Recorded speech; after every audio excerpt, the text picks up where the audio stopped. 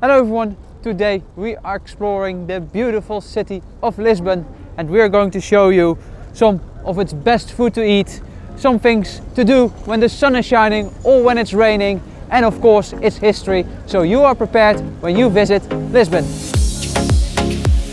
Lisbon, the capital and largest city of Portugal. It is considered to be one of the oldest cities in the world, and therefore this is a good moment to explore what this city can offer you. We will do this by exploring the Belem area first. One of the places that you can visit is Monasterio dos Jeronimos, and of course my Portuguese is not that great, but it's for Saint Jerome, an old monastery. It was opened in 1495 and it really shows you the great Gothic style at that time. You can visit this place by paying a €10 entrance fee. Is it worth it? I don't know yet, I haven't visited the whole place. So I don't know if it's worth it yet, but this courtyard is really amazing. I really love that Gothic style with the arches, all the carvings, the decoration with the statues. It's not something that you will find in the UK, for example, where you also have those church, cathedral courtyards. It's completely different.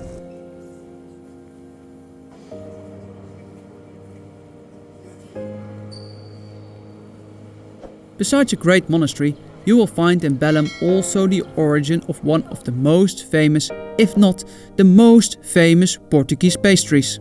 So Pastel de Nata, you find it everywhere in Portugal, €1, €1.10, but I have been told that at Pastel de Belem, that's where it originally came from. This place existed in 1837, but can we taste the difference? It costs €1.20 each. It's a bit warm.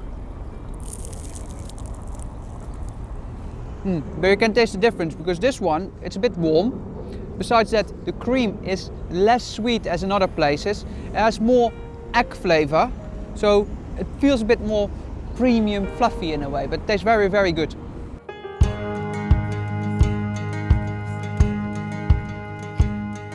Walking around Belem is especially nice when the weather is nice.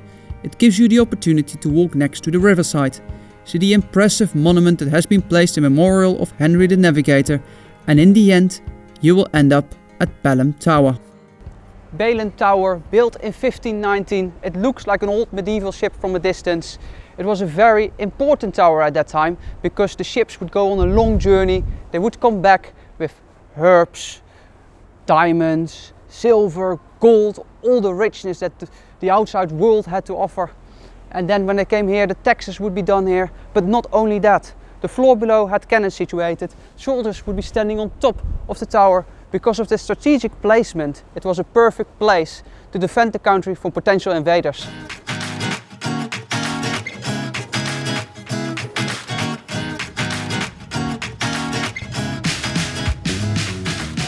But there is more in Lisbon besides the Belem area. You could, for example, visit the sanctuary The Christ of King. It might remind you of a similar statue in Rio de Janeiro. Be aware that if you have a 24-hour transport pass, that the buses to this side of Lisbon aren't covered by your free transport. Something that is also close to the Belem area is LX Factory, where you could hang out with your friends, but maybe something even better to see in Lisbon is the following. Lisbon is a very hilly town, which makes a great way for the old electric trams to get through the town. And the reason why they are still operating here is because of those narrow streets and those steep curves and like those hill climbs. The new modern trams, they just can't drive around in this area. And then we are now walking in the Alfama area, which is very narrow, very nice street, but because of the hills you enter some great viewing points looking over the red colored roofs over the riverside. It's just a great place to get lost, as long as it's not raining at least.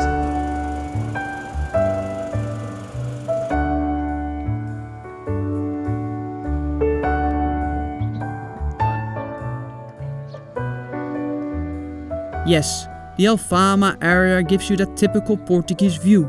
If you ever take one of the old trams, and tram 28 is the most famous one, be aware that this is a normal mode of transport for locals. So behave and give space to locals, because they still use this as their normal way of commute. And talking about weird modes of transport, what do you think about the following? I'm standing in the moment in the queue for Santa Justa elevator, which is a bit crazy to be fair, to queue for an elevator, but it's part of the transport system here.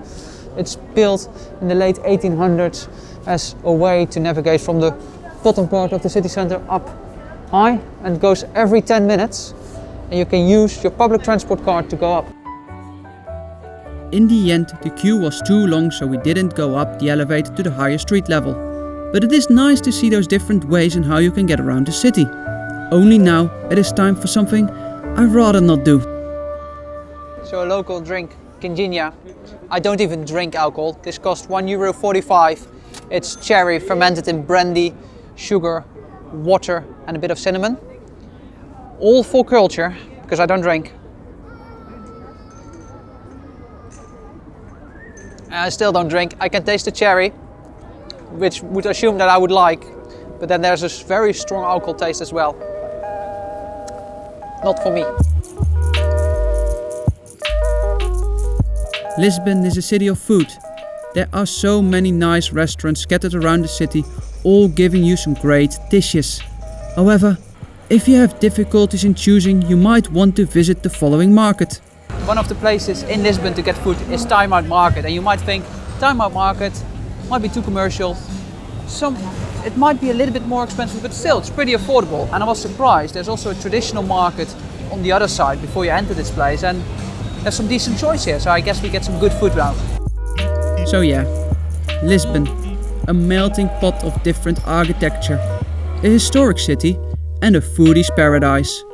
A destination that has to be on everyone's bucket list.